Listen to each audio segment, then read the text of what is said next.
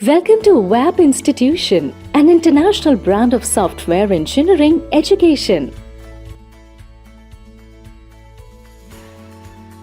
Hello students, ये सी language का chapter 41 है।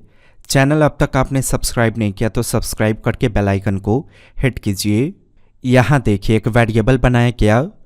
तो वेरिएबल इसलिए बनाते हैं ताकि हम डेटा को स्टोर कर सके। ये डेटा स्टोर होता कहाँ है? क्या ये वेरिएबल में स्टोर होता है?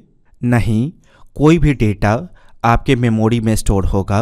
मेमोरी यानी कि रैम, और रैम में जिस जगह पे स्टोर होगा उस जगह को एक्सेस करने के लिए हम वेरिएबल का नाम यहाँ देते हैं। एक्सपेक्ट कीजिए कि आपके कंप्यूटर के डी ड्राइव में डेमो के नाम का फोल्डर है जिसके अंदर a.mp3 नाम का एक फ़ाइल मौजूद है। अब ये a.mp3 कैसे एक्सेस होगा? आखिर आपको पता है कि हाँ, डी ड्राइव के अंदर डेमो फोल्डर है और फिर इसके अंदर ये फ़ाइल है, तभी तो आप इसे एक्सेस कर पाओगे। लेकिन अगर पता ना हो कि ये फ़ाइल किस जगह पे है तो क्या आप इसे एक्सेस कर पाओगे? नहीं। सेम उसी प्रकार से जब आप मेमोरी में डेटा को स्टोर करते हो तो वो कौन सी जगह पे मौजूद है, कौन सी जगह पे स्टोर होकर गया, उस जगह को प्राप्त करने के लिए हम वेरिएबल का नाम यहाँ देते हैं। जब भी कोई डेटा मेमोरी में स्टोर होगा तो वो कुछ ना कुछ मेमोरी कंज्यूम करेगा।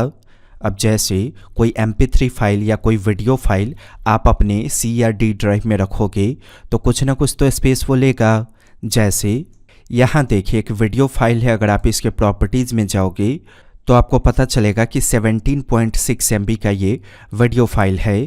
तो जितना इसका साइज होगा उतना ये मेमोरी कंज्यूम करेगा। ओके, वैसे ही कोई डेटा अगर आपने रैम के अंदर स्टोर किया तो ये भी तो मेमोरी कंज्यूम करेगा।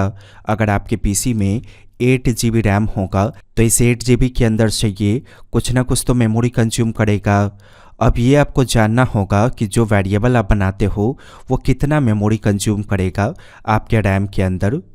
वैसे रफली मैंने यहाँ पे राइट कर दिया है कि अगर आप कोई वेरिएबल इन डेटा टाइप के अकॉर्डिंग बनाओगे तो वो 2 बाइट का मेमोरी लेगा। जिस सॉफ्टवेयर में आप कोड करोगे अगर वो सॉफ्टवेयर 32 बिट का होगा तो इन डेटा टाइप वाला वेरिएबल 2 बाइट मेमोरी लेगा। लेकिन ये जो कोड ब्लॉक सॉफ्टवेयर है ये 64 बिट है, और इस सॉफ्टवेयर में अगर आप इंट के नाम से यानी कि इंट डेटा टाइप के अकॉर्डिंग वेरिएबल बनाओगे तो वो 4 बाइट का स्पेस लेगा आपके रैम के अंदर। वैसे ही अगर कैर होगा किसी वेरिएबल का डेटा टाइप तो वो 1 बाइट मेमोरी कंज्यूम करेगा आपके रैम में। फ्लोट होगा तो 4 बाइट, डबल होगा तो 8 बाइट। फ्लोट डेटा टाइप उसका रखते हैं जिसमें डेसिमल नंबर स्टोर करना हो। अगर बड़ा डेसिमल नंबर को स्टोर करना है तो उस वेरिएबल का डेटा टाइप रखेंगे डबल। कैसे पता करेंगे कि कितना मेमोरी कंज्यूम हुआ? उसके लिए सी लैंग्वेज आपको फंक्शंस प्रोवाइड करता है। देखिए गौर से, मैंने प्रिंटफ का इस्तेमाल किया। साइज ऑफ फंक्शन के माध्यम से आप पता कर सकते हो कि आपके किस वेरिएबल ने कितना मेमोरी कंज्यूम किया। मुझे चेक करना है कि एक्स ने कितना मेमोरी कंज्यूम किया, तो मैं साइज ऑफ में डिफाइन कर दूंगा एक्स। तो रिजल्ट के रूप में ये कोई इंटीजर नंबर देगा, इसीलिए यहाँ %d देंगे। रन करके टेस्ट कीजिए। देखिए आया 4 बाइट। तो जनरली इंट जो होता है वो 2 बाइट लेता है मेमोरी। अगर आपका सॉफ्टवेयर 32 बिट होगा तो सॉफ्टवेयर 64 बिट होगा तो 4 बाइट मेमोरी लेगा। तो ये 64 बिट सॉफ्टवेयर है कोड ब्लॉक, इसीलिए इसने बताया कि 4 बाइट मेमोरी इंट ने लिया। अब इसके बाद मैं अगला वेरिएबल क्रिएट कर देता हूँ कैर के नाम से। इसमें कोई मैं कैरेक्टर स्टोर करता हूँ, जैसे मैंने एस को स्टोर किया। रन करके टेस्टिंग कीजिए। देखिए अगर आप कैर डेटा टाइप के अकॉर्डिंग वेरिएबल बनाओगे तो 1 बाइट का ये मेमोरी कंज्यूम करेगा। वैसे ही मैंने फ्लोट डेटा टाइप का एक वेरिएबल बनाया, इसमें मैं कोई डेसिमल नंबर ऐसे डिफाइन कर देता हूँ। रन करके टेस्ट कीजिए।